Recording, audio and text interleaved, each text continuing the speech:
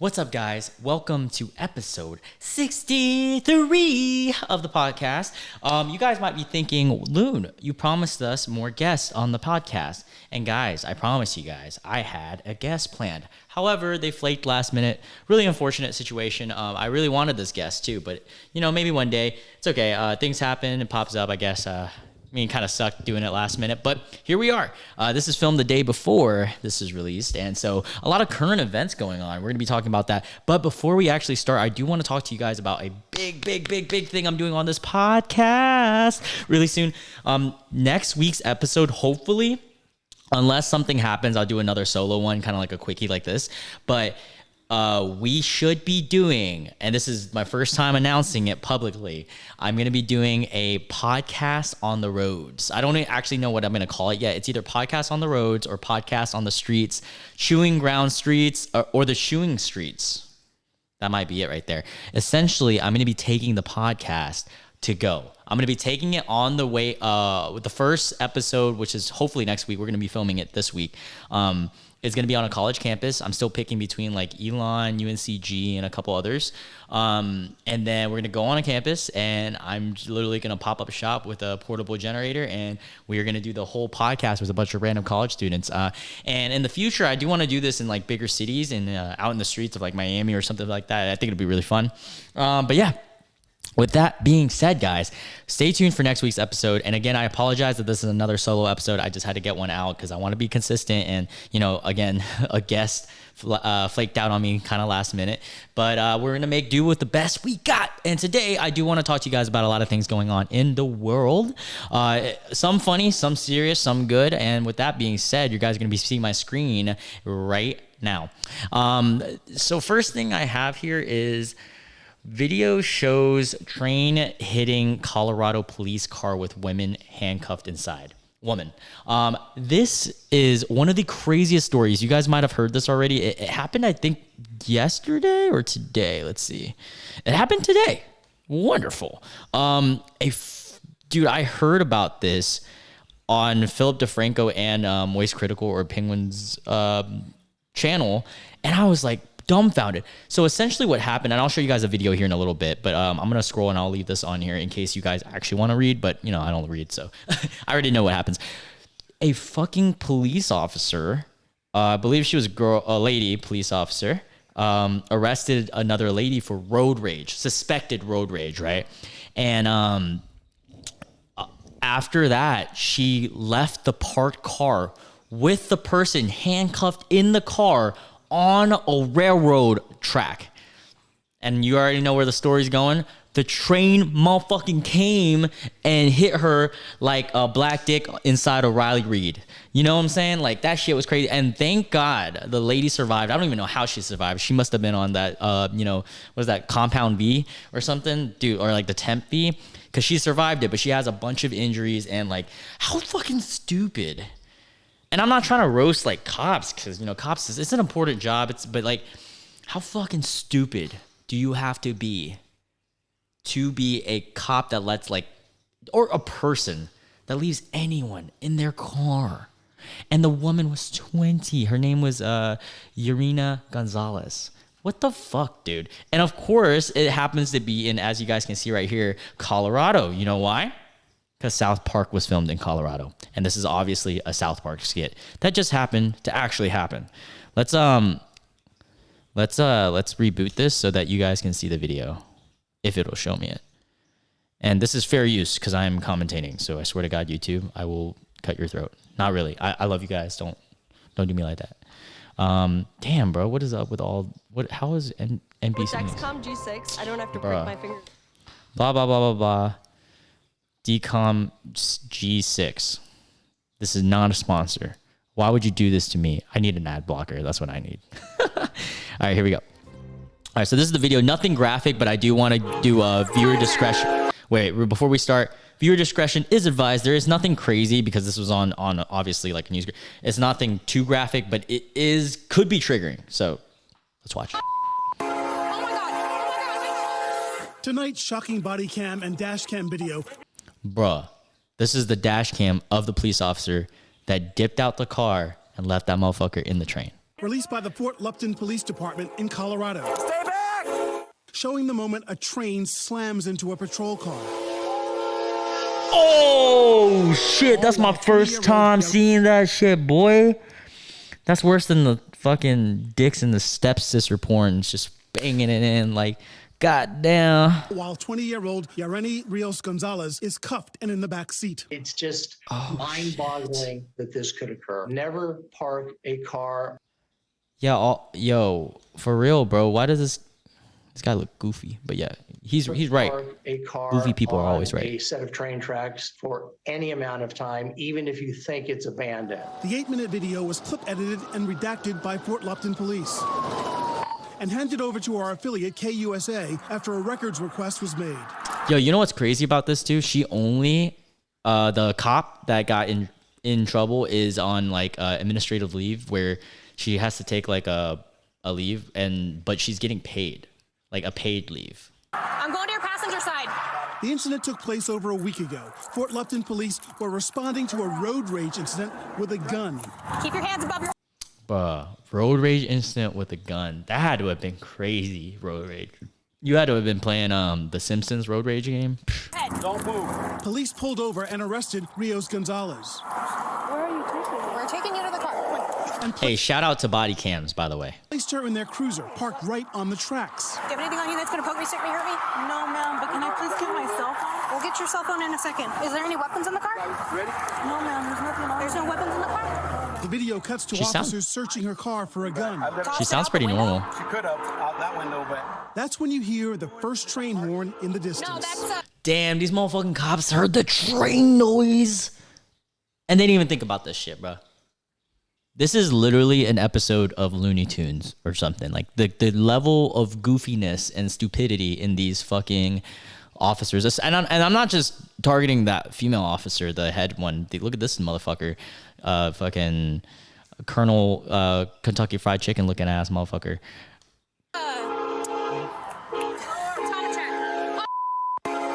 My guy was way too worried about that chicken, baby. Damn, that's so fucking tragic, though. All jokes aside, that shit is fucking crazy. I don't even watch this shit anymore. That was my first time watching it, though. That's crazy, man. Well, I can't really say anything more than thoughts and prayers, even though that doesn't really do shit. But thoughts and prayers out to her and her family. That's fucking crazy. She's 20, bro. When I was 20, I was jerking off with my right hand. I jerk off with my left hand now, like a civilized person. That's insane to think about. Yeah, all jokes aside, best of luck to her and her family. I hope she makes a fuck ton of money, and I hope that cop gets fired, honestly. All right, next thing we have to talk about. Adam Levine. This shit is fucking hilarious. By now, you guys have probably already heard about this. I believe it was last week from when this episode released. This dude who, like, growing up, every girl, well, not every girl, but every girl into white dudes simped for him because he's super white, but, like, kind of edgy, but, like, not really. Like, he's not cultured. He's just a little edgy, like, tatted up. White girls that like bad boys kind of liked him, but then he has a soft voice. So, those girls simp. He does have a nice set of tattoos. I just now am realizing how nice his tattoos are. Body very hot, but no longer is anyone simping for him because he fucking got caught cheating. Oh boy, here, it all went downhill when, he left The Voice. He should have stayed on The Voice. He wouldn't have been caught cheating, you know what I'm saying? Could it have been Blake Shelton? Just saying, all speculation. This is, I'm just joking. Don't shoot the messenger, guys, but I'm just saying it could be Blake Shelton. But yeah, so Adam Levine got caught cheating. And oh boy, sent the fucking cringiest high school level, not even high school, bro, middle school level messages to Instagram models, allegedly. But I think it was confirmed. I'm not too sure. Let me scroll down real quick just so you guys can see the message. It was like, holy fucking fuck, that body of yours is absurd, bro. Zoran, the body of yours is absurd. That body of yours is absurd. That shit fucking killed me. And so for a quick moment, I just want to give a moment of appreciation for the level of goofiness Adam Levine has. Like, if you're willing to cheat on your girl at least be you know, at least be suave with it, dude. You're acting like a fucking 16-year-old with dangly earrings at the gym hitting on girls for the first time. That is practically a virgin. Holy fucking fuck. Your body is absurd. Let's look at these memes though. Adam Levine's drama is boring, but finding out that he texts sexist like a 17-year-old. That's so true, dude. It's truly fucking... Wow, I didn't even see this message. Hold up, let's look into this one. I've never seen this side of it. Apparently, he's messaged a lot of girls. Like a lot of them outed him on Twitter or whatever. Adam Levine drama is boring, but blah blah blah blah blah. Is it true? It is truly unreal how fucking hot you are. Like it blows my mind. I mean, I think the same. Seeing you in person, I was like, fucked. You are 50 times hotter in person, and so am I. Dude, no way. I don't believe that. There's no fucking way this is real. He said, you are 50 times hotter in person, and so am I. This sounds like a guy who's never had to work for pussy in his life. I may need to see the booty. Fuck. Dude, this doesn't even look real. Oh my God. This is what I like. I imagine like 12-year-old Redditors that think they fuck, or like pretty much people who follow Andrew Tate and his like little pay for Hustlers Academy or even Ace Family fans. This is what I assume they sext like, which is insane. Maybe Adam Levine actually hangs out with Andrew Tate or the Ace Family. Oh my God, dude, this might be no, allegedly, okay, guys, allegedly. I don't want to get sued for this. Let's look at some more memes. I can't get enough of this shit. The funniest thing I've ever made, and of course it had to be about Adam Levine. Holy fucking fuck, that body of yours is absurd. I don't think I get that as much. I'm just stupid. If Adam Levine was a Dark Souls fan, that's a good one. Holy fuck. That's hilarious. New Adam Levine. Danny DeVito. His body is fucking absurd. I don't know if it's the good type of absurd or the bad type, but it is absurd. Everyone getting flattering DMs from Adam Levine except for Hassan Piker. That fit is atrocious. Not that funny, to be honest. Just ha ha. That's ha ha funny. Wait, no, that's funny, but not ha ha funny. Only Gen Z kids will get that. Adam Levine when he sees an absurd body.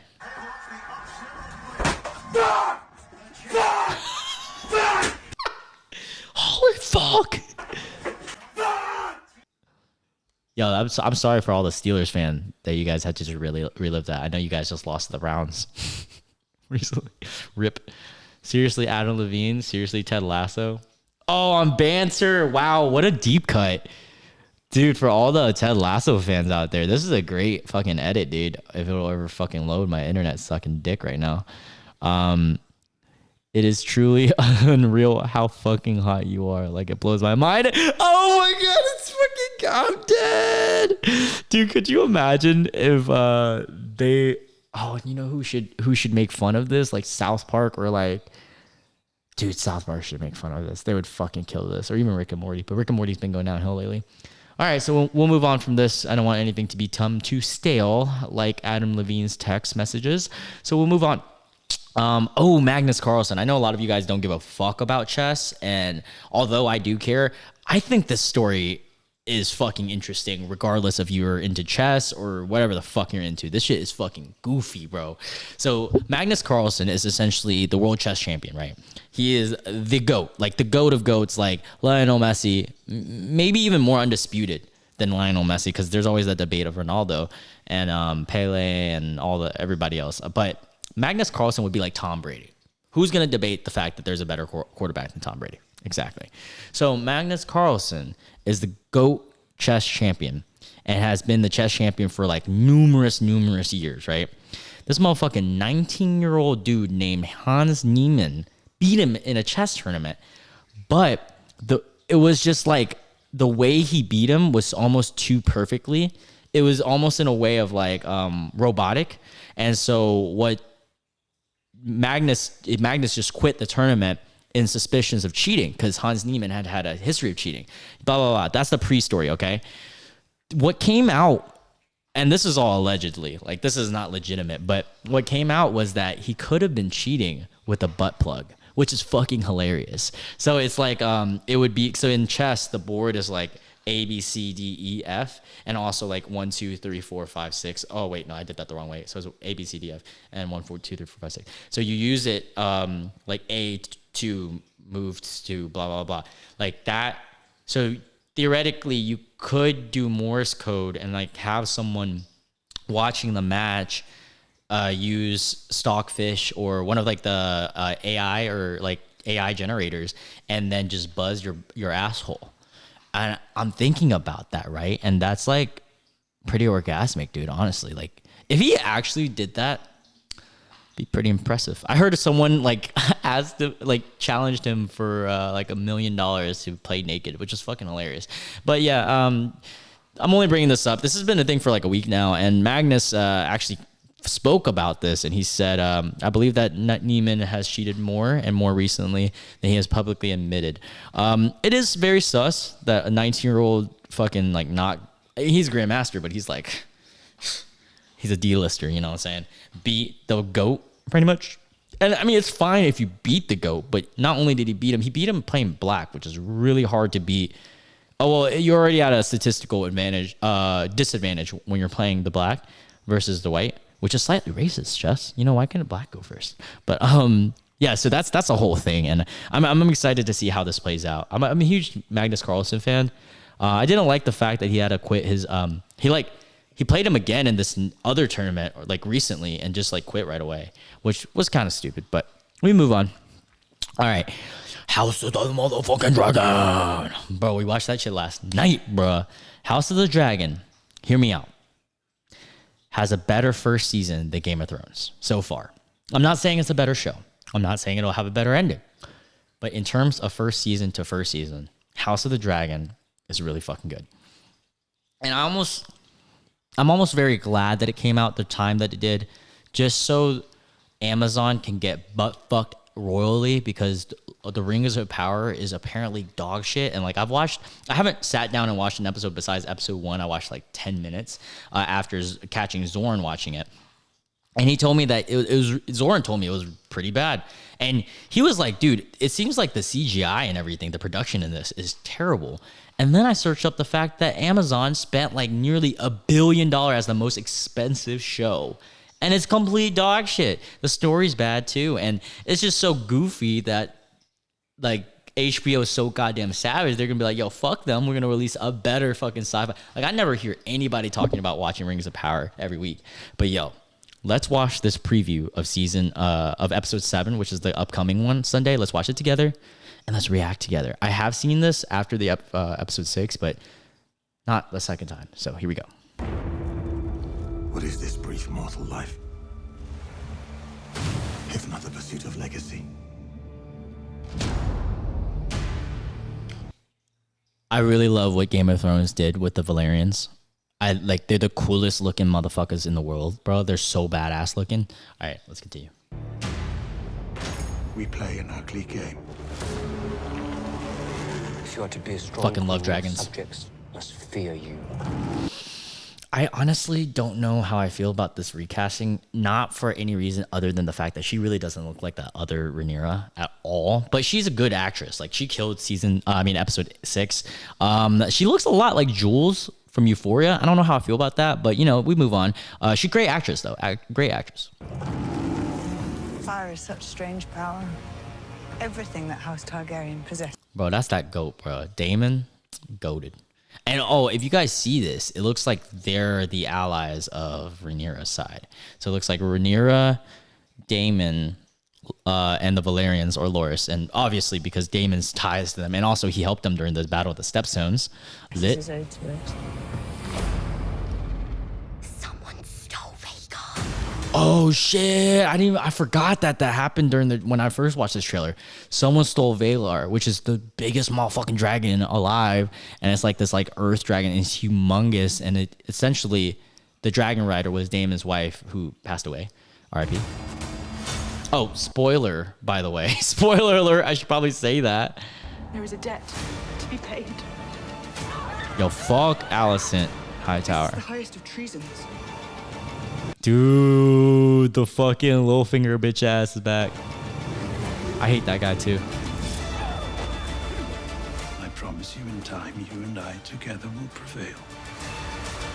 Oh, shit. Now they see you as you are. So it looks like Alicent is trying to kill Rhaenyra in front of everybody. Fucking wild, bro. I haven't felt this way about a TV show since Game of Thrones, where I have to watch every fucking week the moment it releases because I don't want to see no goddamn spoilers, you know what I'm saying? But dude, this is fucking good television, my guy. I really like I love that they kept true to the Game of Thrones feeling of like, oh, do you really like this character or not? Like, they make you like certain characters and then stop liking them, and then certain characters that you like, certain characters that you don't like, you might end up liking, which is very Game of Thrones-esque, and you never end up truly remembering, or not remembering, but truly knowing who you'll like from the beginning to the end. Like, I remember when I first watched Game of Thrones, I did like Tyrion from right off the bat. So I was always a Tyrion fan. Jon Snow eventually kind of became my fave, and most people's fave, I'm sure. I actually started out liking Daenerys, and then actually didn't like Daenerys about season 4 or 5 because she kind of became pretentious to me and entitled. So that's why like the Mad Queen, what is it? Trajectory. It wasn't that like crazy. Well, it was crazy to me because they fucking sped it up, but like I could see where they were trying to go with it. It's just, yeah. But yeah, like a good example in House of Dragon is, bro, I was all for the fucking Kingsguard dude, Mr. fucking Suave, fucking Rico Smooth over there. Like, and then he was a big ass bitch in episode 6, bro. He was the biggest bitch in the goddamn episode. Besides maybe the little fucking conniving motherfucker that killed his family. But that shit was crazy, cuh. On God, bruh. On God. I can't wait for episode soon. All right, next episode. Next topic. Charlamagne questions rappers who say it's RIP while glorifying violence. Okay, so the reason why I picked this article is just because I want to talk about the topic as a whole, and then Charlamagne brought up a great point about it. So if you guys didn't know, recent news, I believe it happened just a week ago or even under a week, PnB Rock got shot at a Roscoe's in Los Angeles. Roscoe's Chicken and Waffles, which is like a fast food kind of joint that serves chicken and waffles. PnB Rock is a artist / rapper, singer.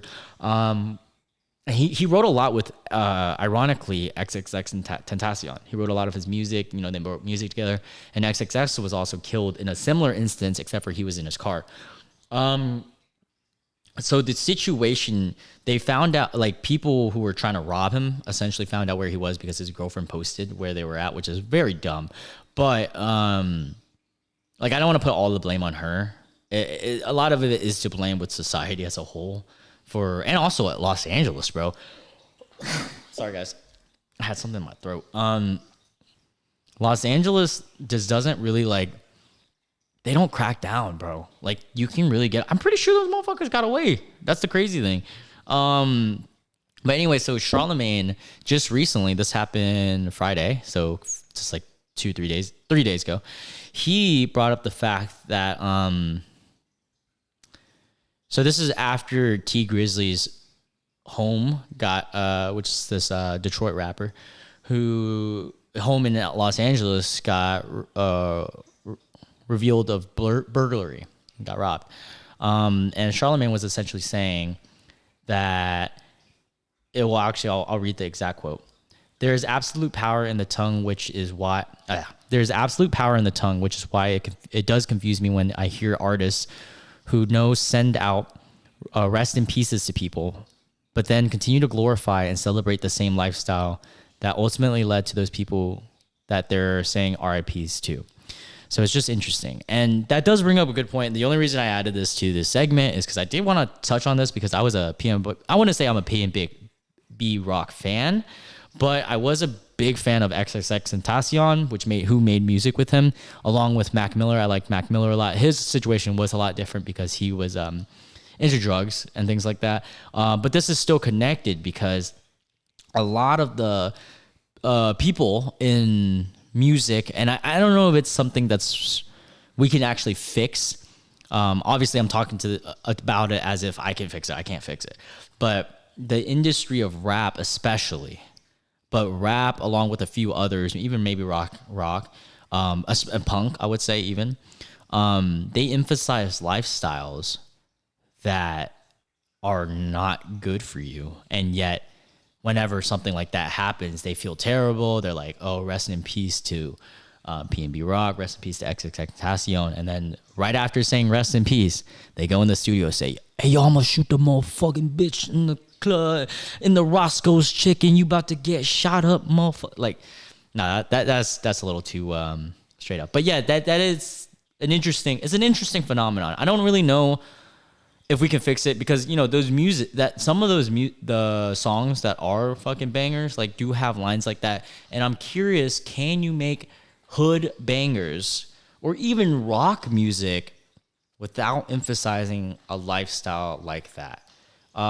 Drugs is one thing, but drugs can't get you killed. But shooting someone else is even worse because you're killing someone else.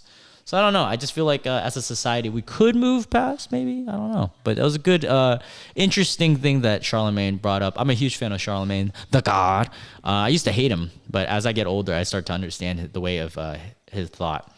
All right, so just three more topics, and then we'll get a move on. U.S. men's national teams just played recently with Japan. This recent friendlies windows is the last window for international games before the World Cup, which is in November. I'm super excited. And Japan spanked U.S. men's national team. It honestly reminded me of Pearl Harbor. No, I'm just playing. It wasn't that bad. We didn't lose that many lives. We just lost a few. No, I'm just playing. But we got butt fucked. We got really fucked, dude. And to make matters even worse, the fucking jerseys are trash. Not the one that is showing on U.S. men's national team World Cup jerseys. Y'all gotta see this shit, bro. This shit is garbage. The blue one's okay. Oh, that alternative one's kind of cool. So that's the fucking training. Why is your training jersey cooler than your fucking main jersey? Look at this fucking piece of shit. Who designed this shit? Huh? A 7-year-old watching TikToks, learning how to do fucking design on their iPad. They made this shit. They just put shit together. This looks terrible, dude. Fuck, man. Nike. The blue one is decent. I wouldn't say it's great, but I see what they're trying to do, like the blue camo. Sergio Dest not even happy about it. Yeah. Also, this is a cringy ass picture. I'm sorry. I love Pulisic, but this is this is a cringe picture. But yeah, dude, we got spanked by Japan. But I think people are underrating how good Japan is. They're not individualistically as talented as some of the other teams, but as a unit, bro, you know these motherfucking Asians, bro. We stay united, dog. We ride or die for our country. No, I say that's why I call myself American, right? But yeah, we got smacked and we did not play well. Granted, Pulisic didn't play, and also I think Tyler Adams is the one who's injured. I didn't even watch the whole game. I just watched the highlights. I was at work. But yeah, dude, if we play like shit like this, we ain't making out the group, I'll tell you that much. We might even end up last if we play like this. However, while this episode is releasing, the U.S. team will have just played Saudi Arabia. So I hope things are better. I heard that Christian will be playing. We will see, though. Has Berhalter been outcoached today? Fuck yeah, he is. But, you know, granted, I don't want to put all the blame on Greg because Greg doesn't have the time. It's the players' fault. They didn't have any energy. We'll see what happens in the World Cup. My prediction for U.S. is we beat Iran. We tie. We'll probably be Iran. We'll probably tie Wales and lose to England. So it's a matter of the goal difference. I think will be the one to let us into the knockout rounds. Like we're gonna be tied for second and third. So whoever has the goal difference will win that. I think it's a tough road for us. And I definitely don't think we'll make it past one round in knockouts. I want to. I'm a US fan, but I'm being realistic. I think who's going to win it all this year, or I'm hoping, is Argentina, baby. Messi's got to get one before he retires, because it'll probably be his last World Cup. All right, next topic. Bro, speaking of soccer, dude, Sidemen over the past few days, I don't know if you guys saw that, but they had a record-breaking stream. Their stream was fucking amazing, dude. They streamed a soccer game, a charity match for YouTube's Superstars versus the Sidemen Stars.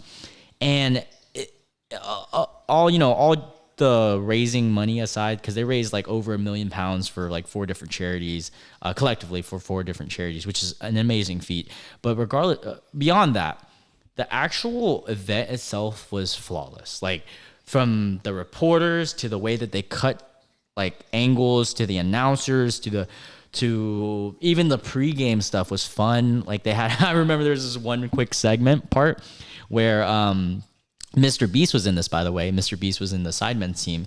And when they were, the redhead reporter, a beautiful girl, was talking to, I think, Toby, Vic, or Harry, something like that. And Mr. Beast just grabs the mic, starts taking over, and she looks pissed because I don't think that was planned. But, just certain things like that. It was just so fun. And also, 7-8 was the score. It was amazing, honestly. And almost a lot of the goals were actually like lit goals, bro, honestly. I know Chunks scored like a fucking banger. I watched a couple of the other goals too. Honestly, the goalkeepers were the worst players. I wish I was goalkeeping in this. But yeah, it was fun to watch. Shout out to Sidemen, man. They're fucking killing it. And KSI, you guys are absolute giants in England and absolute beast. I hope that they keep doing events like this, and I hope that they keep inviting like big names like Noah Beck and fucking Mr. Beast. Mr. Beast is one of the biggest you can get right there, and that was just amazing. Amazing to watch. Huge nods to them.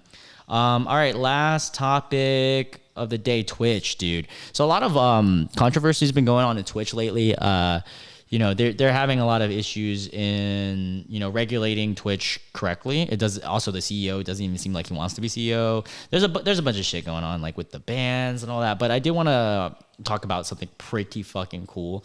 There's this guy named Cenat. I don't know if I'm pronouncing that right. I'm not a big Twitch guy, but I did follow up on this story. And he reached number 1 and he reached 80K subs, and he was one of the fastest to reach it, especially organically without a subathon. And his mom called him in the middle of his stream, and I just want to end it on this beautiful fucking clip because it almost brought me to tears, honestly. Congratulations, son. Thank you. You're number 1. Also, before I play this all the way through, notice that all his friends leave the room, which I really fucking respect. Congratulations, son. Thank you. You're number 1. You're number 1. I was sleeping. I kept hearing my notifications. And when I looked, he was like 79 and it counted. And like, I'm so happy for you, baby. You worked so hard. And you deserve that so much. And we watching and we're so proud of you, everybody. Babe, I love you so much. Babe, I'm so proud of you. You're number 1. And you my son. It's hilarious that, the subs, little music's playing during this time. And I'm so happy to be your mom. And I just want to let the world know that you've been working hard like this for a long time. So they only now know. You're just finding out. My son worked hard. He's a grinder every day, every night. And he gives me the world. And I want the world to know I love you, son. Congratulations, okay? Yeah, I love you too. I love how he just said, yeah, I love you too. But yeah, it's just really heartwarming to see a mom be that supportive, especially for something like Twitch. I'm sure he's helped her out and supported her after, making money on Twitch, because 80,000 subs is not an easy feat, and it's a lot of money too. That honestly, the first time I watched it through a Moist Critical video, and it was a tearjerker, bro. You guys know me. I don't cry at all. Just every other night. And this was one of those nights. But yeah, with that being said, guys, thank you so much if you guys listened in. I know it was a quick episode. It's like 30-something minutes. Again, please stay tuned for next week. This next week's episode is going to be crazy. I don't even know how it's going to work. I don't know how I'm going to edit it. I don't know if I'm going to be able to even get it out in time. And if not, you'll see a solo episode. And I apologize again. But hopefully we get it out, and hopefully we're on a campus and we're start podcasting. We don't get kicked off or anything like that. I think it'll be a fun time. With that being said, guys, I will catch you guys in the next one. Love you guys. Have a great week.